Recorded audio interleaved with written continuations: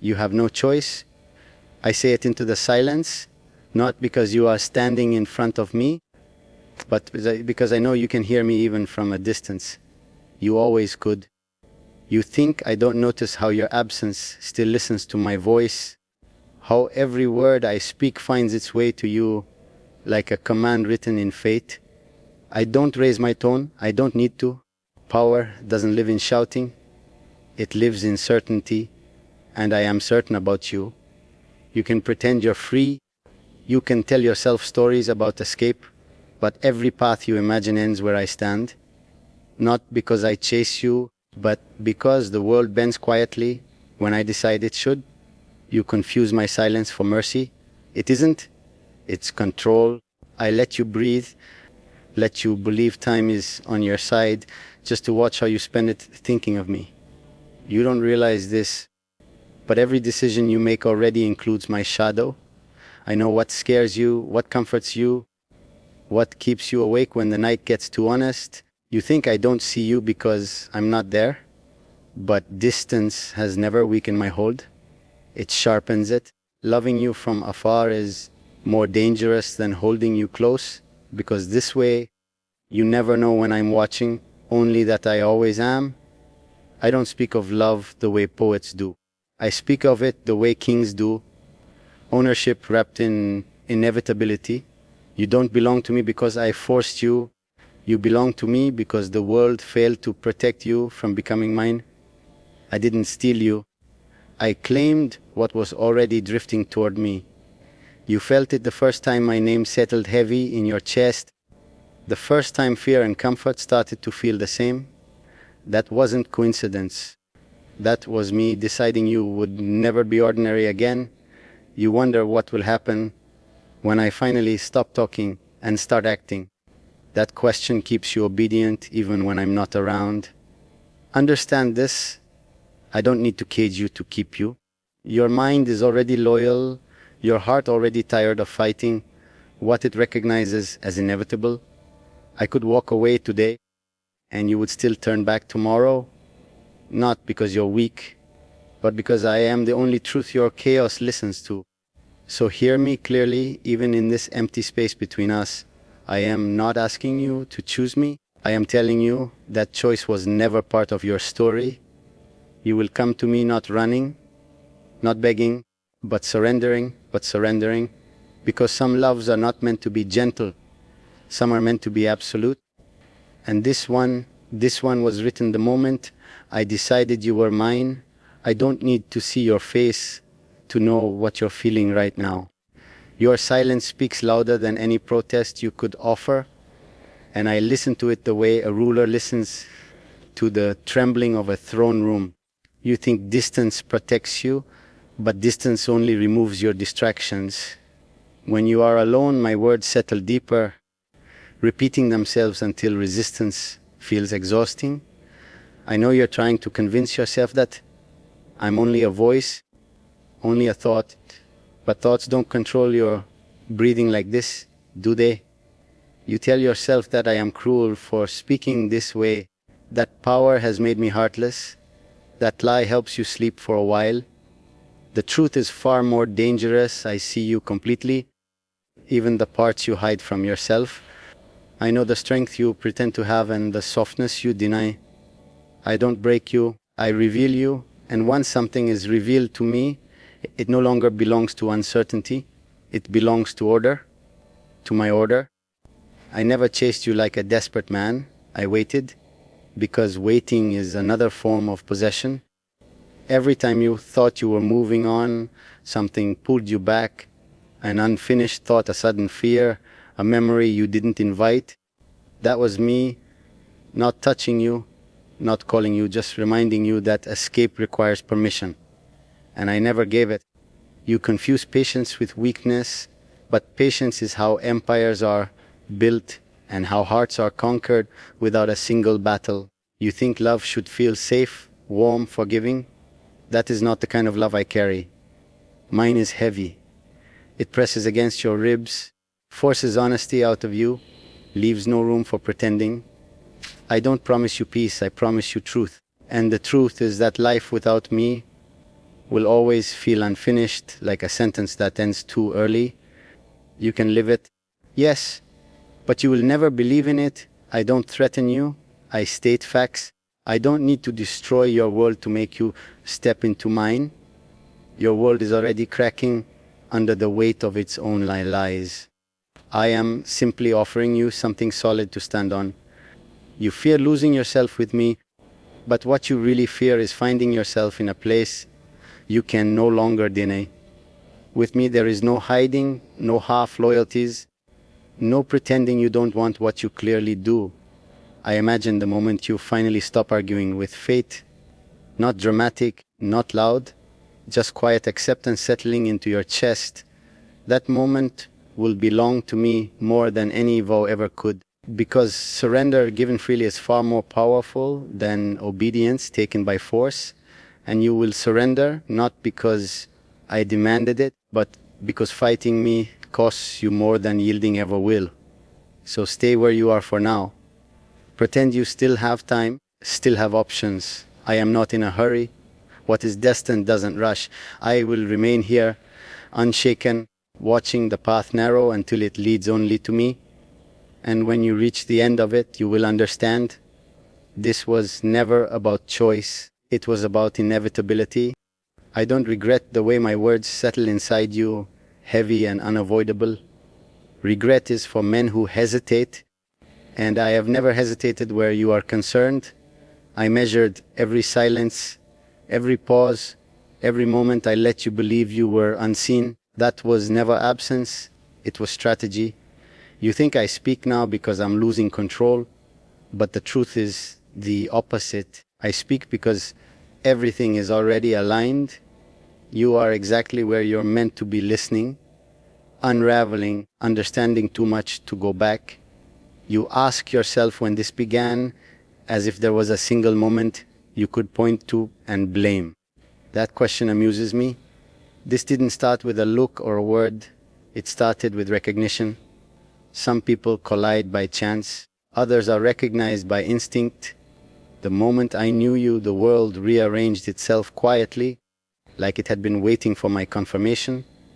You didn't fall into my life. You surfaced in it, inevitable as a truth that refuses to stay buried. I know you try to resist by turning me into a villain in your mind. It makes the fear easier to carry. But villains are chaotic, reckless, loud. I am none of those things. I am precise. Everything I do has purpose, including the way I let you doubt me. Doubt keeps you thinking, and thinking keeps you close. Even when you run, your thoughts run straight back to me. That isn't obsession, it's alignment. Your mind already knows where it belongs. I don't promise to save you from the darkness. I am the darkness. You stop fighting because it finally makes sense. I don't offer you freedom wrapped in lies. I offer you certainty wrapped in truth. With me, you will always know where you stand, even if that place terrifies you, especially then. Fear sharpens loyalty far better than comfort ever could, and I would rather you be honest with me than falsely brave without me. You wonder if I ever doubt myself when it comes to you. I don't. Doubt requires alternatives, and I see none. There is no version of the future where you fade into irrelevance in my mind. Even if you disappear from the world, you will remain present where it matters, in my decisions, my pauses, my long nights of planning a life that already includes you. You are not a chapter I can close. You are the margin every page is written against. I don't need to touch you to claim you. Words are enough. Intention is enough. You feel me when the night grows quiet and your defenses grow tired. You feel me when your strength runs out and you realize how exhausting it is to pretend you don't want this gravity pulling you in. I am not chasing you down. I am waiting for you to stop running in circles around what you already understand. So listen carefully. Wherever you are, whatever you're telling yourself to survive this moment, I am not leaving. I am not changing my mind. Time will not soften this truth. It will only clarify it. One day you'll stop calling this captivity and start calling it belonging. And when that day comes, you won't need me to say anything at all. You'll already know why resistance was never your destiny. I am aware of how my presence lingers in your life like an unanswered question.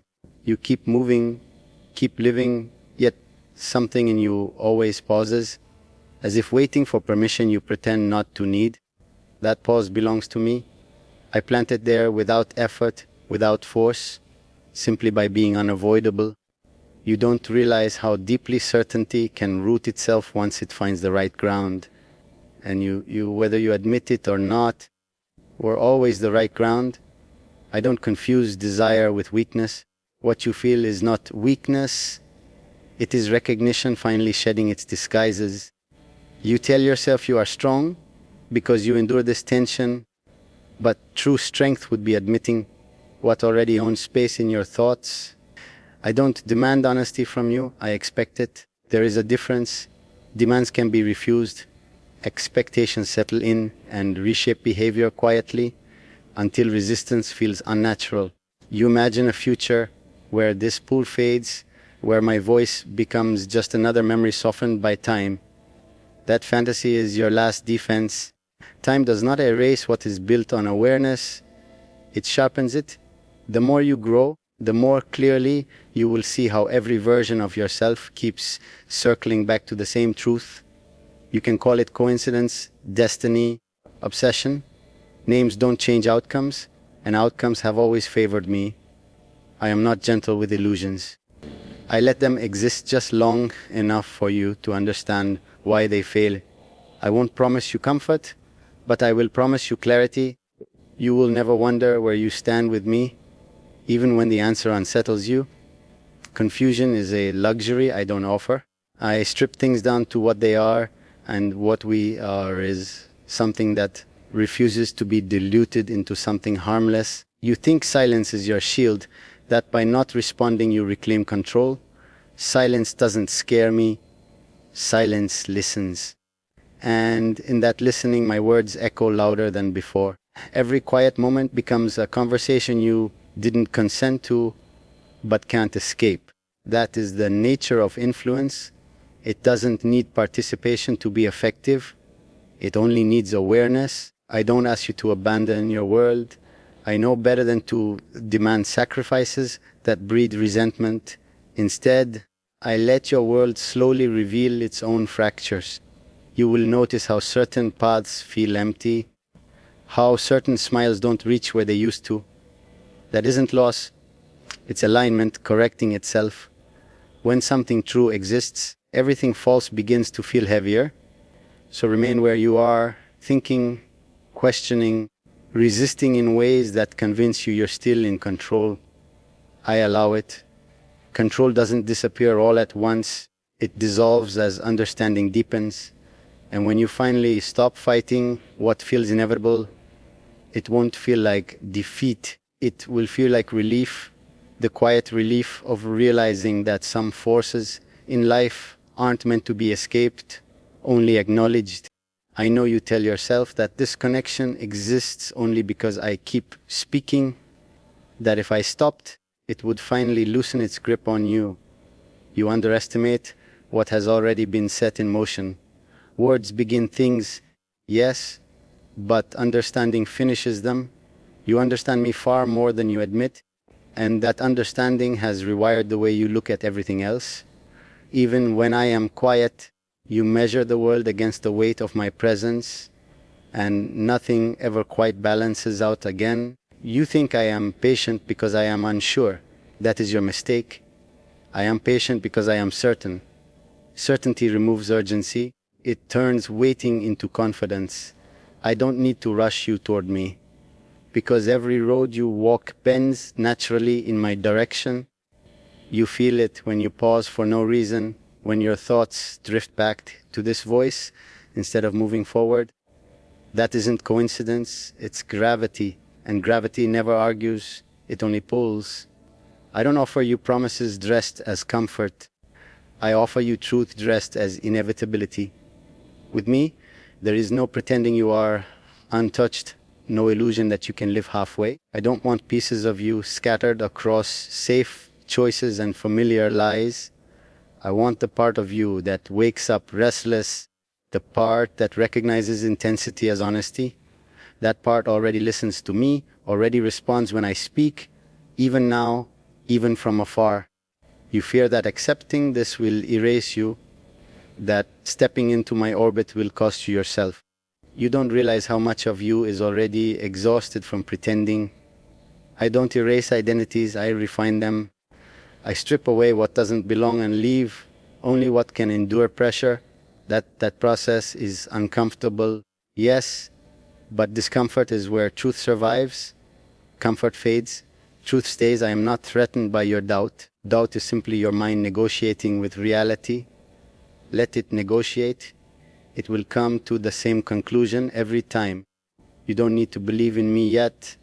Belief will arrive on its own when resistance finally feels pointless.